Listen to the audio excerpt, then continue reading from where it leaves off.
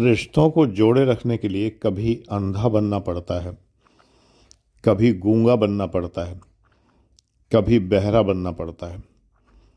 कई बार ऐसा होता है कि यदि हम रिश्तों को जोड़े रखना चाहते हैं तो कुछ बातें ऐसी होती हैं जिनमें बोलना नहीं होता, कुछ बातों को अनदेखा करना होता है, यानी अंधों की तरह से, जैसे कि दिखाई ही ना दिया हो। कभी बोलना नहीं होता, गूंगों की तरह व्यवहार करना पड़ता है, और कभी बहरा भी होना पड़ता है, यानी कि जैसे कि सुना ही ना हो। मैं इलाहाबाद रहता था, एमएससी की मैंने डीफिल किया इलाहाबाद यूनिवर्सिटी से। तो मेरी मौसी की लड़की थी, माँ के समान थी, उतनी ही आयु में भी बहुत बड़ी थी मुझसे। उनके बच्चे मेरे बराबर थे, बल्कि कुछ मुझसे बड़े भी थे। बहुत मैं सम्मान करता रहा हूँ उनका सदैव से। उनके घर ही मैं भोजन करता था, दोनों टाइम जाया करता था। कमरे पर रहता था, एक कमरा ले रखा था, वहाँ रहता था, पढ़ता था, भोजन करने उनके घर जाया करता था, क्योंकि उनका आग्रह ये था कि बाहर होटल का भोजन ना किया जाए, अच्छा नहीं मिलता है, कि जब घर है तो फिर घर में ही भोजन किया जाए। तो दोनों टाइम मैं उनके घर जाया करता था।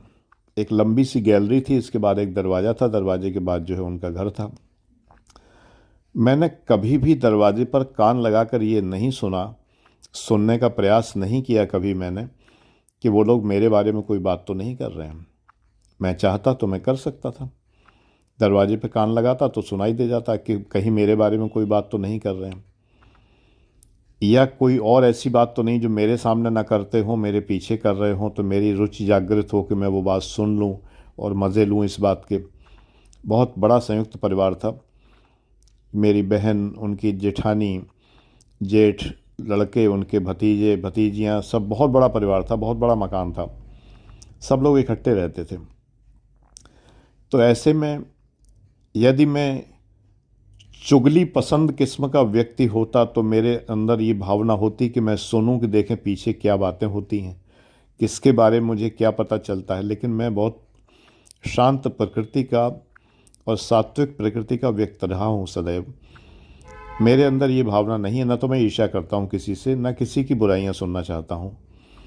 तो मैंने कभी भी दरवाजे पर कान लगाकर ये नहीं सुना कि मेरे बारे में क्या कहते हैं या किसी के बारे में क्या कहते हैं। तो आपको बहरा बनना पड़ता है कुछ चीज़ों के लिए, अगर रिश्ते निभाने हैं। कभी कभी ये कुछ बात बोलने का मन करता है कि बोलूं, लेकिन अगर बोल देंगे तो रिश्ता ख़राब हो सकता है अगले को बुरा लग जाए। तो ऐसे में चुप रहना हज़ार नियामत है, मौन हज़ार नियामत है। चुप रहिए।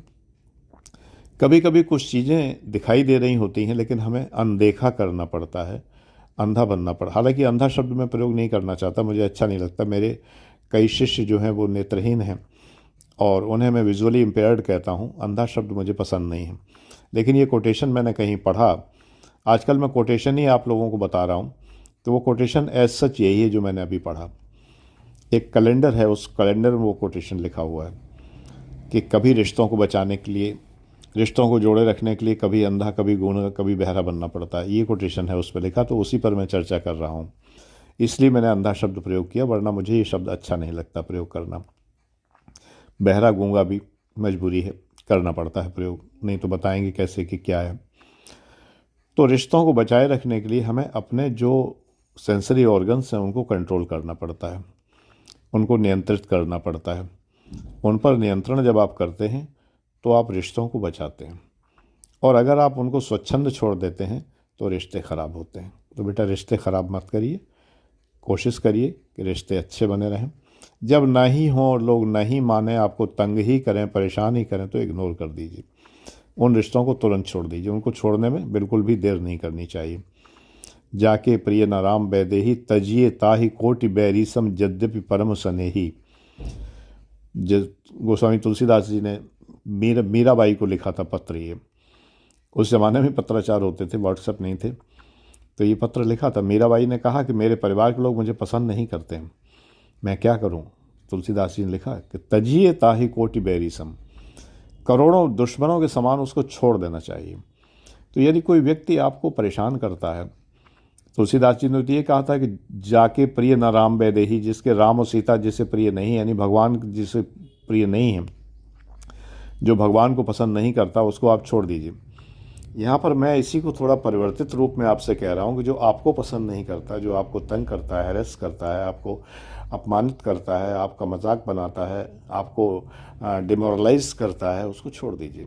तो यदि वो घर में ही है तो इग्नोर करिए, उसकी कही हुई बातों पर ध्यान मत दीजिए। God bless you. ईश्वर आपका भला करे।